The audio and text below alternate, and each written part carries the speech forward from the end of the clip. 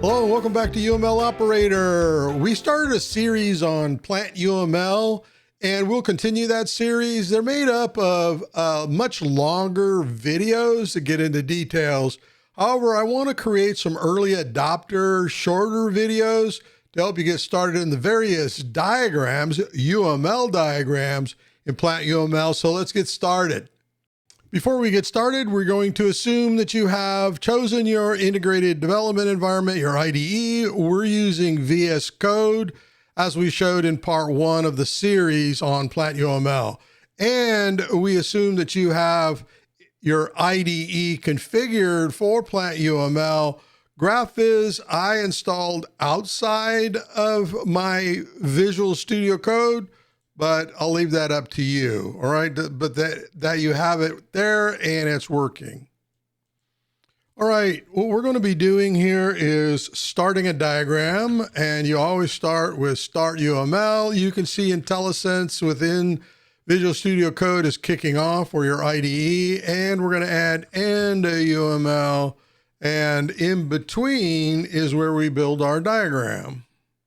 Now, if you see a squiggly line underneath Start UML, you mouse over it, it just says, hey, you need a name. You really don't need a name, it's optional, but we're just gonna do class diagram. Just give it a name. You can use camel, you can use a space, just give it a unique name, because you might have multiple diagrams within the same file. And we can show you this. Right here, you can see I don't have End UML. Now I have a red squiggly line underneath the first diagram, and that means it's a problem.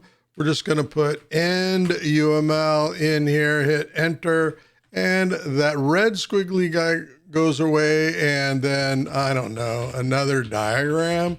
Again, just give it a unique name that it's separate. If it's got the same name, you're going to get an error. Go ahead and remove this diagram. I don't need it. Just backspace up here. The next thing we want to do, and this is optional, but I like to add a title, and I'm just going to give this a title, My First Class Diagram, since class diagrams is what we're focused on. And I didn't hit space, so IntelliSense assumes something else. For keywords in IntelliSense, I'm just going to hit space, and then we're going to do something like this.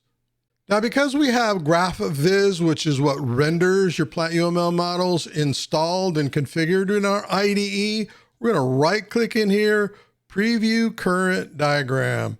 And you can see we really don't have anything. It's just the title that's in this. But if you have an error, you're going to get a big red dot up here. You can certainly click in and it'll tell you what the error is, if you can read and understand that. But we're going to continue modeling here with our first element. Now, our first element is actually a note, and this is optional. You don't have to do this, but we're going to start typing the keyword note, and you can see the red dot starting to show up here, which doesn't understand what I'm doing quite yet, but let's hit space.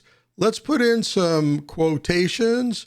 You can see IntelliSense and the IDE is actually putting an opening and closing quotation in there, and I want to type in author :UML operator, and then I want version number in here 0.01, and then we're going to put an alias in here. This will actually close the note. This is a floating note, it's not attached to anything, and we're going to use N1 as the alias for this note. Let me hit enter, and you can see here within the model that our first note showed up. Now, I want to put a line break between UMLO and the version number, and I'm going to use \n. And there you go, it puts a note in. I don't want that space before version, so I'm just going to close it like that. And now we have a note within our diagram, who the author is and what the version is. Just a good practice, it's optional, I'll leave it up to you. All right, now let's start defining our class elements. Now, just like in any coding, it's always good to comment your code. We're going to put in a hyphen, which signifies that this line of code is a comment. And we're just going to say define class elements, and then we're going to hit enter. All right, so to define a class element, we start with the keyword class, and then we're going to hit space. Now, again, you're starting to see IntelliSense and an error found, but we haven't completed this line of code yet. So what we're going to do is hit space, and then I like to use quotations to enclose the name of the element. And let's just type in customer, right? And then you can see over in our model, we have a class element started called customer. Now you don't have to put the name of the class element in quotations. You can do this. Let's add an alias, and we're just going to use lowercase or camel for our alias. And I didn't hit space, and it did that. So I'm going to undo. I'm going to hit space and hit enter. All right. So just close your line of code with a space. And if you hit enter, it's going to pick up the first set of library keywords or expressions that it picks up, right? So this will work. Our customer element is still rendering, but I got an error. What's this error here? So don't think that everything's running well. Hey, I still have customer in here because I have an error. We want to get rid of that. So what we want to do is double click on this element and then hit quotations. It will surround for you. The error goes away. And therefore, using quotations when you're adding alias is a good practice to follow. All right. Also, having and rendering your diagrams a good practice. You don't want to come back later and render the diagram, and then you have to go through and debug and find all the errors. So, all right, so there's our first class element. Nothing in it yet, but we'll do that later. Let's go ahead and add another class. So class, keyword, space, quotations, and we're just going to put in browser. And then I'm just going to hit the closing quotation, or I could hit end to get to the end of the current line. And then again, a good practice is your aliases in lowercase or camel. And camel, what I do is the first word is lowercase, and you'll see this in a moment. The second word within an element or attribute or operation, if I'm using camel, we probably wouldn't do that, but we'll see. And it would be a cap letter, all right? So as device, space, enter. Let's add another class. Class, service layer. Okay, I'm going to hit end. It goes to the end of that line. As alias services. You can see now what would happen if I was to hit enter. It would populate with that. I'm going to hit space and then enter. And then our last class for this demonstration is going to be Event Hub. Closing as, and then event, make sure I don't fat finger it, hub. There's camel. And then what we're going to do here is we're going to add an attribute, right? And to do that to your elements, we go open curly bracket, right? And IntelliSense will put a closing curly bracket. We're going to hit enter. Now inside these curly brackets, we're going to add some attributes and operations. So the first attribute is event ID, again, using camel in this case, space, colon, space, and the type is going to be string, space, enter. And you can see over in our model rendering, it's rendering our class elements and event hub with an attribute. You can see the attribute is in a compartment. These other compartments are empty. Nothing's been defined. Now we're going to make this event ID public. And so we're going to hit plus. And you can see that it adds the symbol in here. You can certainly remove that. You'll learn that later with skin param to make it look like a plus sign. But we understand that this green open circle for an attribute is a public access. So what I want to do is now add a operation. So in this operation, I'm going to make it public, plus sign, and I'm going to say post, just simply post. And I'm going to make that lowercase. And then to show this is an operation, if you look over in the diagram, it's painting it or starting it out as an attribute. I use open and closing parentheses. And now you can see it went into its own compartment as an operation. So in this compartment are attributes, and in this compartment are operations, methods, functions, etc. And then let's see here. Let me get rid of that space there, clean this up, hit enter. Next, we're going to enter another class element. However, this class element is used for capabilities or requirements. All right, so I'm just going to put in capabilities as soon as I learn how to spell. And so I know that this next class element, open quotations, I'm going to say this capability is company products, and then hit end or go or closing quotation will take me to the end as products. Again, lowercase for my alias is a good practice. And then we want to stereotype this. So space, and then we're going to use guillemets or double brackets. You can see I got an error right now because it doesn't know what I'm doing. And the stereotype is going to be capability, and then closing brackets or closing guillemets. So I'm going to hit enter. Now you can see, let me zoom out here on this.